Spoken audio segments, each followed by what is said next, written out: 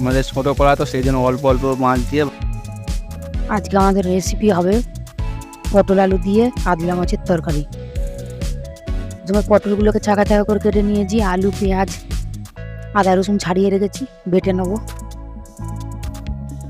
আমাদের এই রান্নার রেসিপি যদি আপনাদের ভালো লাগে তাহলে চ্যানেলটাকে লাইক এবং সাবস্ক্রাইব করবেন, এবং যারা নতুন কেমন হলো কমেন্ট করে জানাবেন, এবং যারা নতুন তারা আমাদের চ্যানেলটাকে অবশ্যই রান্নাগুলো ফলো করবেন এবং আমাদের চ্যানেলটাকে সাবস্ক্রাইব করবেন। এই পদ্ধতিতে রান্না করলে মানে রান্না এত সুস্বাদু হবে, এত সুন্দর টেস্টি খেতে হবে যে কি বলবো। তোমরা এইরকম পদ্ধতিতে তোমরা দেখে দেখে তোমরা রান্না করো, খুব সুন্দর খেতে লাগবে, ছিটে ছিটে খেতে হবে। মাছে কিন্তু হলুদ মাখালে চলবে না। মাছ যখন ধুয়ে রেখে দেবে তখন হলুদ মাখাবে না। এমনি তেল যখন কড়াই দেবে, কড়াতে তেল আর হলুদ দিয়ে গরম করে নেবে, তারপরে মাছটাকে ছাড়বে। মাছ খুব সুন্দর ভাজা হবে এবং কড়াতে একদম জড়াবে না, ঠিক আছে? হলুদ মাখাবে না আগে। হলুদ না মাখিয়ে তেল যখন দেবে কড়াতে, তখন তেল হলুদ দিয়ে গরম হয়ে গেলে তখন মাছটা ছাড়বে। দেখো কত সুন্দর ভাজা হচ্ছে। এরম করে তোমরা মাছ ভাজবে, তোমরা কিন্তু হলুদ মাখাবে না। হলুদ মাখালেই গন্ডগোল হয়ে যাবে। দেখো কত সুন্দর দেখতে লাগছে, লাল, দেখেই লোভ লাগছে একদম, যেন মনে হচ্ছে সব মাছ খেয়ে নিয়ে একবারে। এত সুন্দর দেখতে লাগছে আর খুব সুন্দর ভাজা হবে হলুদ না মাখিয়ে।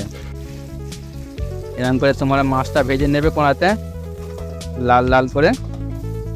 দেখেছো কত সুন্দর দেখতে লাগছে। আর এই রান্না খুব টেস্টি হবে।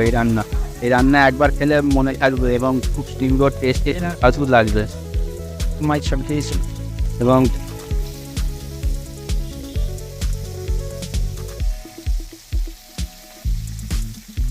আমাদের ছোটো কড়া তো সেই জন্য অল্প অল্প মাছ দিয়ে ভাজতে হচ্ছে। আর যাদের বড়ো কড়া হবে তারা একসঙ্গে অনেকগুলো দিতে পারবে। আমাদের ছোটো কড়া সেই জন্য তিনটে করে দিয়ে ভাজা হচ্ছে। মাছগুলো ভাজা হয়ে গেল সব একসঙ্গে। এরপরে আমরা তেল গরম করে পটলগুলো দিয়ে দিলাম। পটলগুলো ধুয়ে রাখা পটলগুলোকে আমরা কড়াতে দিয়ে দিলাম। দিয়ে নিয়ে এবার এটাকে নাড়তে হবে। তারপরে কিছুক্ষণ নাড়ার পর এরকম করে পেটে রাখা আলুগুলোকে দিয়ে নাড়লাম। তারপরে পেঁয়াজ আদা রসুন দিয়ে টমেটো দিয়ে এটাকে ভালো করে কষতে হবে। এরকম করে কষতে হবে, বারবার অনেক ধরে কষতে হবে। হালকা একটুখানি জল দিয়ে দিলাম। তারপরে এর সঙ্গে দিয়ে দেবো আমরা নিয়ম মতো হলুদ গুঁড়ো। তারপরে আমরা দিয়ে দেবো এতে লঙ্কা গুঁড়ো, নিয়ম মতো লঙ্কা গুঁড়ো। তোমরা যেরকম ঝাল খেতে চাও সেরকম লঙ্কা দেবে তোমরা। নিয়ম মতো লঙ্কা গুঁড়ো হলুদ গুঁড়ো দিয়ে তারপরে এখানে একটা আমরা দিচ্ছি জিরে গুঁড়ো। জিরে গুঁড়োটা দিলে খুব সুন্দর টেস্টি হয়। জিরে গুঁড়ো দিয়ে দিলাম, দিয়ে এবারে নাড়তে হচ্ছে বেশ কিছুক্ষণ ধরে। ভালো করে এটা নাড়তে হবে, পাতা করে নাড়তে হবে। যা বন্ধ সেরে গেছে। দেখতে পাচ্ছ কত সুন্দর দেখতে লাগছে।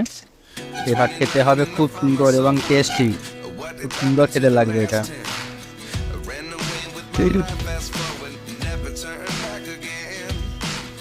এরকম করে নাড়তে হবে বেশ কিছুক্ষণ।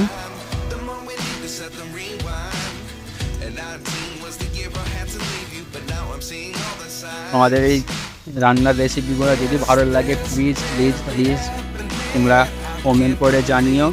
এবং আমাদের এই চ্যানেলটার রান্নার রেসিপিগুলো তোমরা প্লিজ পুরোটা প্রথম থেকে শেষ পর্যন্ত তোমরা দেখবে এবং আমার এই চ্যানেলটা সাবস্ক্রাইব করে নেবে তোমরা। ঠিক আছে তো? আমরা খুবই গরিব, সেই জন্য আমরা পরিষ্কার আমাদের কোঁড়াগুলো যেমন ছোটোখাটো কোঁড়া এবং ছোটো পরিবার, সেই জন্য আমরা এরকমভাবে রান্না করি। কিন্তু রান্না কিন্তু খুব সুস্বাদু এবং খুব টেস্টি হবে। তোমরা এরকম পদ্ধতিতে তোমরা রান্না করবে, করে দেখবে খুব সুন্দর টেস্টি হবে তোমাদের রান্না। এর আগের একটা রেসিপি ছেড়েছি মাংস রান্না, দেখবে খুব সুন্দর, হেভি সুন্দর, একদম টেস্টি। সামান্য একটুখানি জল দিয়ে দিলাম, হয়ে গেছে কষা। নিয়ম মতো একটুখানি জল দিয়ে দেবো, এটাকে যেরকম খেতে চাইবে যত বেশি জল দিয়ে ঢাকা দিয়ে দিতে হবে, কারণ এটা মরে সিদ্ধ হবে, এটা জলটা ফুটবে, সেদ্ধ হবে, জলটা মরে যাবে, জলটা কমে যাবে। তোমরা যেরকম জল রাখতে চাও সেরকমভাবে তোমরা ফোটাবে। এবারে আমরা এটাকে আর একটুখানি জল দিয়ে দিলাম, আমরা এটা একটুখানি হালকা সামান্য ঝোল রাখবো। এর সঙ্গে একটুখানি নুন দিয়ে দিলাম, পরিমাণ মতো নুন দিয়ে দিলাম, পরিমাণ মতো নুন দেবে। নুন দিয়ে মানে নাড়িয়ে, একটুখানি নাড়িয়ে নিলাম, নুনটাকে চাড়িয়ে নিলাম আর কি, চাড়িয়ে নিয়ে তারপরে এবারে আমরা এটাকে থালা দিয়ে চাপা দিয়ে দিলাম বেশ কয়েক মিনিট।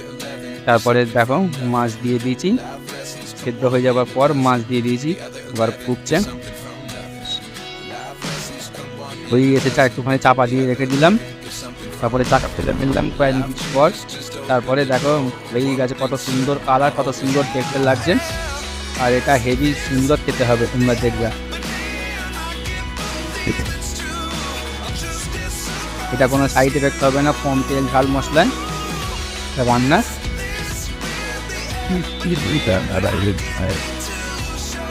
রান্না প্রায় হয়েই গেছে।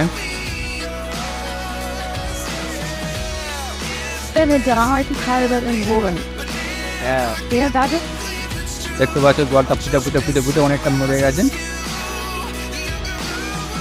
জল বেশি দিলে তবে ওটা সেদ্ধ হবে, জলটা ফুটে কমে যাবে আর সেদ্ধ হয়ে যাবে, এবং মাখা হয়ে যাবে, এবং টেস্টি হবে, এবং সুস্বাদু হবে খেতে। এবারে আমরা এটাকে নামিয়ে ফেলবো। আলুগুলো দেখছি এলাম, সিদ্ধ হয়ে গেছে, ভালোই সেদ্ধ হয়েছে। এবার এটাকে আমরা নামিয়ে ফেলবো। আজকে সব খাবো এই জায়গাতে, আমরা পাঁচ হাজার। দেখতে পাচ্ছ কত সুন্দর দেখতে লাগছে, এটা হেবি সুন্দর দেখতে লাগছে। কম তেল ঝাল মশলায় কাতলা মাছের রান্না, হেবি সুস্বাদু টেস্টি। চাকাগুলো, মাছের পিসগুলো খুব সুন্দর দেখতে লাগছে, একদম পিস একদম ভেঙে যায় না। ঢাকা দিয়ে দেন। এবারে আমরা এটাকে ঢাকা দিয়ে রেখে দেবো, তারপরে টাইম মতো এটা পরিবেশন করে খাওয়া হবে। আমার এই ভিডিওটা দেখার জন্য অনেক ধন্যবাদ তোমাদেরকে। রান্নাটা কেমন লাগলো প্লিজ কমেন্ট করে জানাবেন তোমরা, এবং চ্যানেলটা সাবস্ক্রাইব করো। Thank you so much, take care. শরীরের যত্ন নেবে তোমরা। গরমকালে ঘাম অবস্থায় তোমরা জল খাবে না, তাহলে কিন্তু সর্দি পড়ে যাবে। গায়ে ঘাম থাকলে জল খাবে না, ঘামটা ছিন্ন করে মুছে তারপরে জল খাবে। Thank you so much.